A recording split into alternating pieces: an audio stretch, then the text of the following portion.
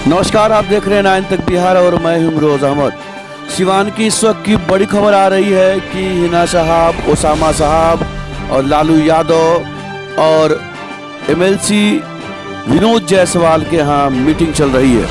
हालांकि इस खबर में कितनी सच्चाई है अभी तक हम किसी भी शहाबुद्दीन परिवार के लोगों से बातचीत इस मामले पर नहीं हो पाई है, लेकिन एक दो चैनलों में चल रहा है कि विनोद जायसवाल के यहाँ मीटिंग हो रही है जिसमें लालू यादव मौजूद हैं, ओसामा साहब मौजूद हैं और उस मीटिंग में हिना साहब भी मौजूद हैं और यह मीटिंग चल रही है।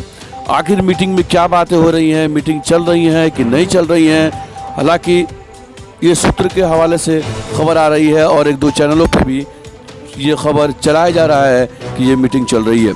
आपको बता दें कि अगर मीटिंग चलती भी है तो एक अनुमान लगाया जा सकता है कि आखिर क्या होगा। क्या लालू यादव हिना साहब को समझाने में कामयाब हो पाएंगे, क्या मनाने में कामयाब हो पाएंगे।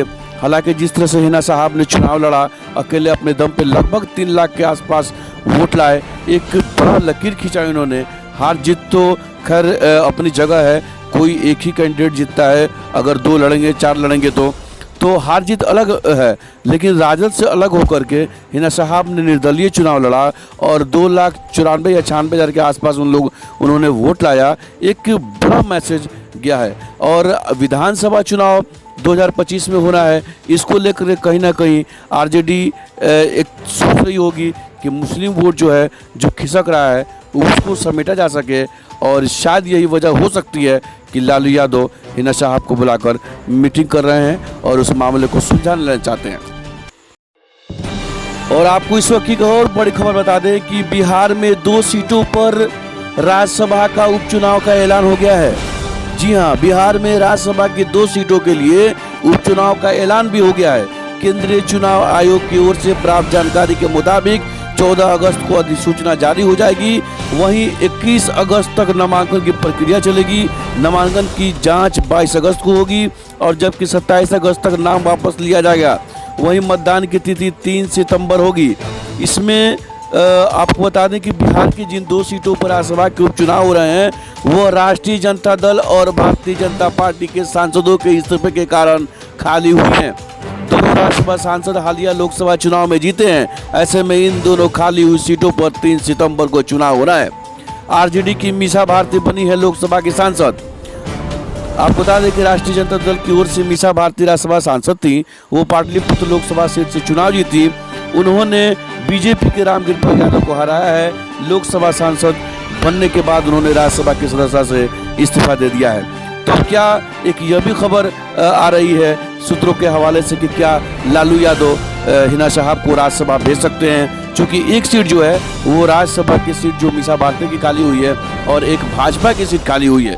तो आपको बता दें कि भाजपा ने तो अपने जो कैंडिडेट है उसका ऐलान भी कर दिया है और जो लालू यादव है मीसा भारती की जगह किसे राज्यसभा भेजेंगे यह अभी गर्भ में छिपा है। और लेकिन उसी वक्त यह जो मीटिंग होने की जो सूचना मिल रही है, हालांकि मीटिंग हो रही है या नहीं हो रही है इसका प्रूफ, इसका कोई फोटो हमारे पास अभी उपलब्ध नहीं हो सका है, लेकिन कुछ चैनलों में चल रहा है कि हिना साहब, ओसामा साहब, लालू यादव और विनोद जायसवाल वहाँ मौजूद हैं जहाँ यह मीटिंग चल रही है।